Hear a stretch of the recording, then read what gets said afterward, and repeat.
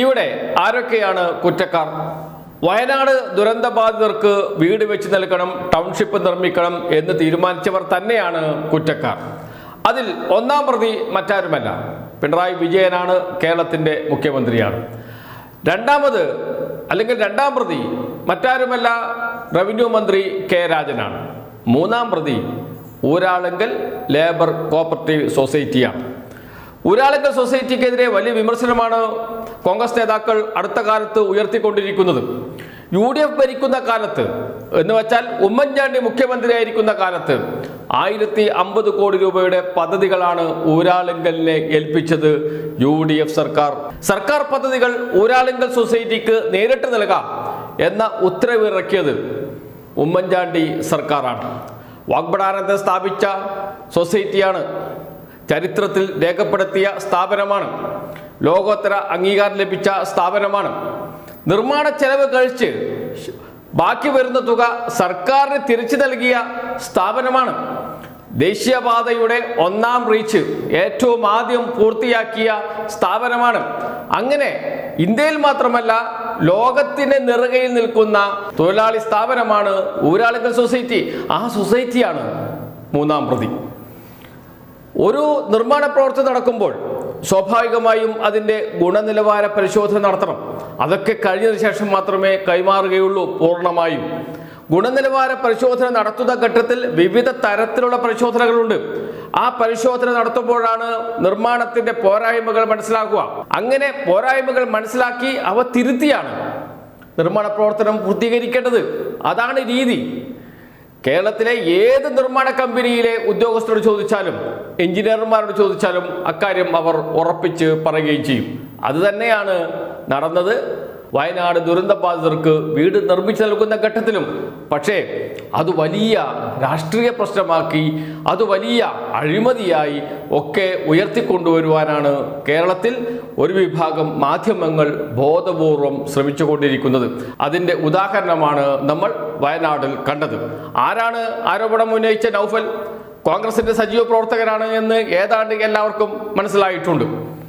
Youth കോൺഗ്രസിന്റെ സംസ്ഥാന അധ്യക്ഷൻ OJ ജനീഷ് വരുന്ന ഘട്ടത്തിൽ സ്വീകരിക്കാനും യൂത്ത് കോൺഗ്രസ് സംസ്ഥാന അധ്യക്ഷനോടൊപ്പം സഞ്ചരിക്കാനും വിശദാംശങ്ങൾ വിവരിക്കാനും ഒക്കെ ഏറ്റവും അവസാനം മന്ത്രിക്ക് കിളിപോയിരിക്കുകയാണ്. ആർക്ക്? കെ രാജന്.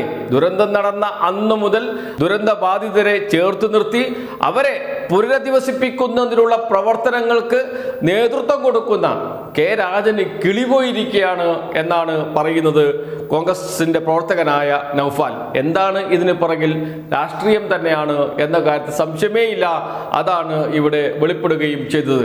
എന്തുതന്നെയായാലും വയനാടിലെ ദുരന്ത ബാധിതർക്ക് അടച്ചുറപ്പുള്ള ഒരു വീട് ലഭിക്കണം, അവർക്ക് താമസിക്കാൻ സൗകര്യമുള്ള വീട് ലഭിക്കണം. അതിൻ്റെ നിർമ്മാണ പ്രവർത്തനങ്ങൾ ദ്രുതഗതിയിൽ മുന്നോട്ട് പോവുകയാണ്. അങ്ങനെ പോകുന്ന ഘട്ടത്തിലാണ് ഇത്തരം ആരോപണങ്ങൾ നിരന്തരം ഉന്നയിച്ചു കൊണ്ടിരിക്കുന്നത് എന്നുറക്കണം. അദ്ദേഹത്തിന് ലഭിച്ച വീട്ടിലാണ് ചോർച്ച എന്നാണല്ലോ അദ്ദേഹം പറയുന്നത്. അദ്ദേഹത്തിന് ഒരു കാര്യം ചെയ്യാം, 15 ലക്ഷം രൂപ സർക്കാരിൽ നിന്ന് വാങ്ങി എനിക്ക് ഈ വീട് വേണ്ട, കോൺഗ്രസ്സുകാർ നിർമ്മിച്ചു നൽകുന്ന വീട് എനിക്ക് മതി, ഞാനത് സ്വീകരിച്ചു കൊള്ളാം എന്ന് പറഞ്ഞ് പോകാം. അതിന് അദ്ദേഹത്തിന് എല്ലാ അവകാശവുമുണ്ട്. 15 ലക്ഷം രൂപ സർക്കാരിന് തിരിച്ചു കൊടുത്ത്, എന്ന് വെച്ചാൽ നേരത്തെ വീട് വേണ്ട എന്ന് പറഞ്ഞ് സർക്കാരിൽ നിന്ന് 15 ലക്ഷം രൂപ വാങ്ങിപ്പോയ നിരവധി പേർ ആ 15 ലക്ഷം രൂപ തിരിച്ചു നൽകാൻ തയ്യാറാണ്. ഞങ്ങൾക്ക് ടൗൺഷിപ്പിൽ വീട് തരൂ എന്ന് പറഞ്ഞ് അപേക്ഷ നൽകി കാത്തിരിക്കുന്നുണ്ട്. അവർക്ക് നൽകാം ഈ വീട്. നൗഫൽ ഒരു കാര്യം ചെയ്താൽ മതി, ആ 15 ലക്ഷം രൂപ വാങ്ങി തിരിച്ചു പോവുക, എനിക്ക് ഈ വീട് വേണ്ട എന്ന് പറയുക. അദ്ദേഹത്തിന് കോൺഗ്രസ് നിർമ്മിച്ചു നൽകുമെന്ന് പറയുന്ന വീട് സ്വീകരിക്കാം. അതല്ലെങ്കിൽ അദ്ദേഹത്തിന് മുസ്ലിം ലീഗ് നിർമ്മിച്ചു നൽകുന്ന വീട് സ്വീകരിക്കാം. 100 വീടുകൾ നിർമ്മിച്ചു നൽകുമെന്നാണ് മുസ്ലിം ലീഗ് പറഞ്ഞിരിക്കുന്നത്. 50 വീടുകളുടെ പണി ഭാഗികമായി പൂർത്തിയായിട്ടുണ്ട്. ശേഷിക്കുന്ന പണി എടുക്കുന്നത് ദുരന്ത ബാധിതർ തന്നെയാണ്. അവിടെ കയ്യിൽ നിന്ന് കാശെടുത്തിട്ടാണ് നിർമ്മാണ പ്രവർത്തനങ്ങൾ നടക്കുന്നത്, മതിൽ കെട്ടുന്നത് എന്നൊക്കെയുള്ള വാർത്തകൾ വന്നുകൊണ്ടിരിക്കുകയാണ്. എന്ന് വെച്ചാൽ നൗഫലിന്റെ മുന്നിൽ വഴിയുണ്ട്. ഈ വീട് ഏറ്റെടുക്കുന്നില്ല എന്ന് സർക്കാരോട് പറയുക, എനിക്ക് 15 ലക്ഷം രൂപ തന്നാലും മതി, ഞാൻ പോയിക്കോളാം എന്ന് പറയുക, എഴുതി കൊടുക്കുക, 15 ലക്ഷം രൂപ സ്വീകരിക്കുക, പിരിഞ്ഞു പോവുക, എന്നിട്ട് മറ്റു വഴി തേടുക.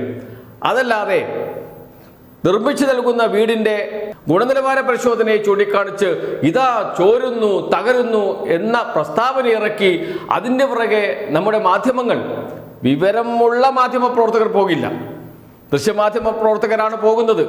നേരത്തെ ഒരു ദൃശ്യമാധ്യമ പ്രവർത്തകനായിരുന്നു എന്നതിൽ ഇപ്പോൾ ലജ്ജിക്കുന്ന അവസ്ഥയിലേക്കാണ് കാര്യങ്ങൾ എത്തുന്നത്. അത്രമാത്രം നിലവാരമില്ലായ്മയിലേക്ക് നമ്മുടെ ദൃശ്യമാധ്യമ പ്രവർത്തകർ തരം താഴുന്നു എന്ന് പറയേണ്ടി വരുന്നതിൽ അതീവ ദുഃഖമുണ്ട്. അതിലേക്കാണ് കാര്യങ്ങൾ പോകുന്നത്. എന്തുതന്നെയായാലും വയനാട് പുനരധിവാസ പ്രവർത്തനങ്ങൾ ദ്രുതഗതിയിൽ മുന്നോട്ട് പോവുക തന്നെ ചെയ്യും. LDF തന്നെ അധികാരത്തിൽ വന്നാൽ അതിവേഗം മുന്നോട്ട് പോകും.